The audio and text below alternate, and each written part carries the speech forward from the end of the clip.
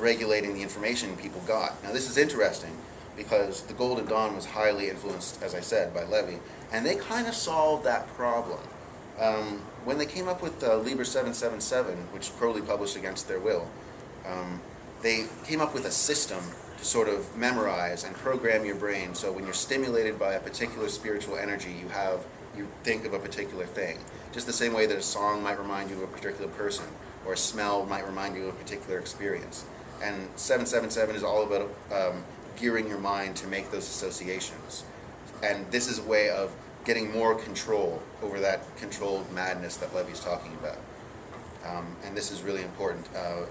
Levi also talks a lot about how someone on the astral may appear as a certain animal type, or certain animals have certain virtues. So, and this is virtue in the Greek sense, not the Latin sense, in the sense of having a quality of something, whereas in the Latin sense it just means manliness. Certain qualities. So he tells his students to explore these qualities and learn to see those qualities on the astral plane and project those qualities in the astral light. And in the Golden Dawn, this is when they came up with the idea of using the Egyptian gods, who not coincidentally have animal types themselves, as god forms.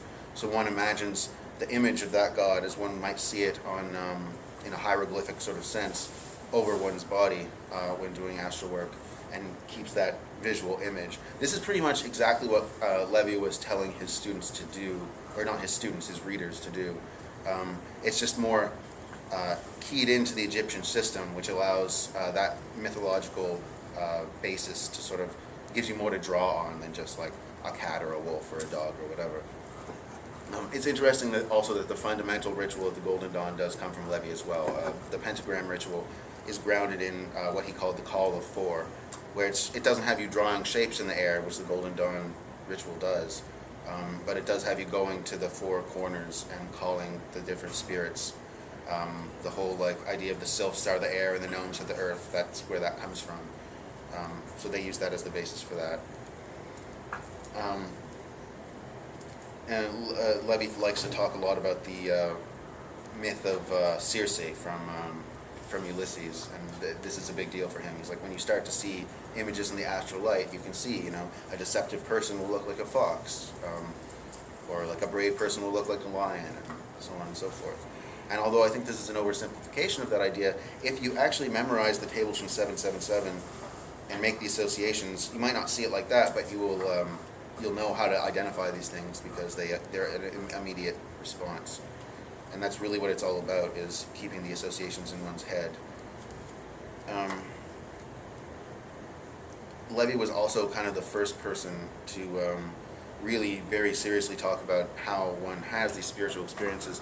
It's very popular among people who fancy themselves as skeptics to talk about when you're scrying something, it's just eye fatigue, or when you're praying, it's either oxygen deprivation, or you're taking in all this oxygen because you're doing these breathing exercises, and that's just making your brain do these things that's just deceiving you into thinking that you're having a spiritual experience. And Levi actually talks about both those things specifically as routes to having a spiritual experience, because it opens up your mind. He was very clear that the body has to be in the right condition for the mind to have the experience. And I always find that amusing, because it is kind of, in a way, he's embracing what would later become the criticism. I don't think people were criticizing the occult about this in this way at the time. Yes, and that's kind of a big deal, because Levi makes that really clear, and anyone who tries to kind of get away from that idea or deny that idea is running into problems, because that is really what you do. Like if you're doing pyromancy or hydromancy, then you are straining your eyes. If you're doing deep breathing, you are infusing yourself with oxygen. That is reality. But the idea that the body has to be ready for the spirit to come to it is very important, and Levi's kind of the first person to make that really clear. Now, I don't necessarily think he's the first person to have that idea. Let's make the distinction here clear. Yeah, he definitely put it down in writing so that people could definitely understand it. All right, I'm going to stop briefly. And are there any questions at this point? We are good? Okay, good. So, the two main ideas that we've looked at so far are virtue, in the sense of ethical behavior and ethical comportment, and magnetism.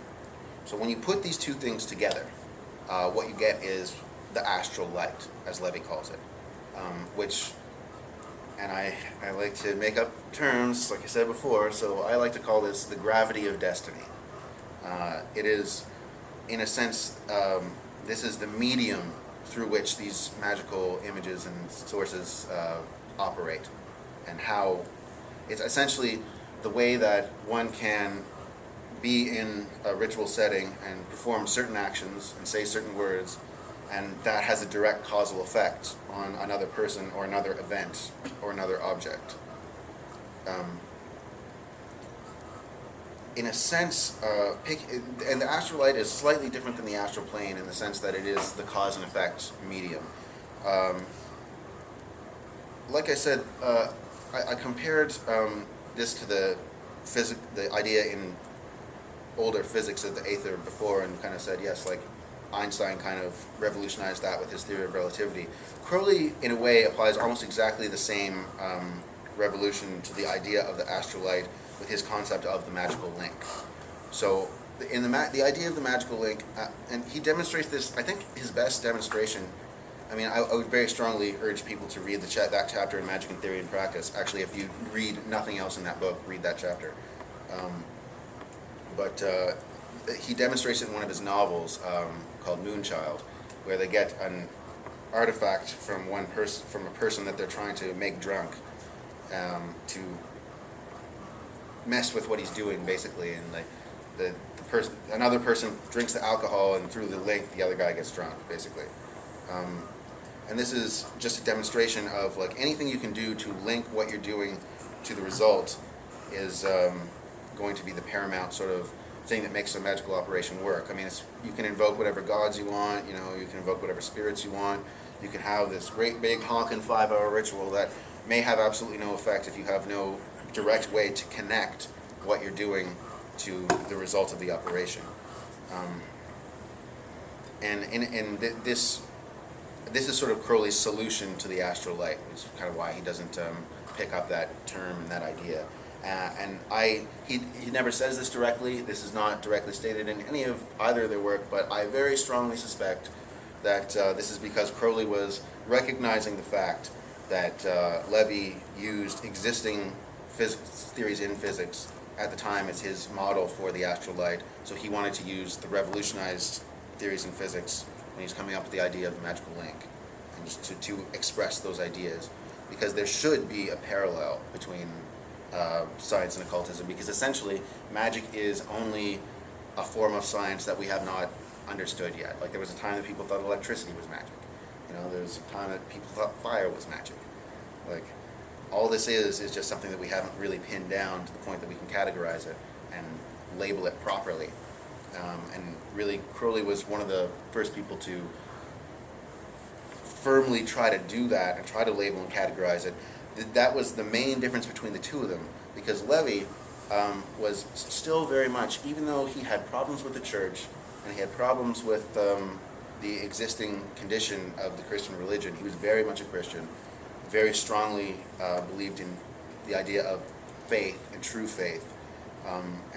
But without sacrificing his grounding in science, but still, like, to him, faith was sort of an ultimate trust that you would put out there, as opposed to the idea of sort of just like blind faith. And this is where he makes his distinction between a magician and a sorcerer, which is very similar to the distinction Crowley makes later on between, you know, the adepts and the Black Brothers of the left-hand path. And Crowley's way of putting it was that they shut themselves up because they're afraid of death, and they're trying to flee from the natural processes of the world, and therefore they fall off the tree of life, essentially. I actually like the way that Levi puts it better. He says, the difference between a magician and a sorcerer is the magician holds on to the tree while he saws off the branch, while the sorcerer hangs off the branch while he saws it.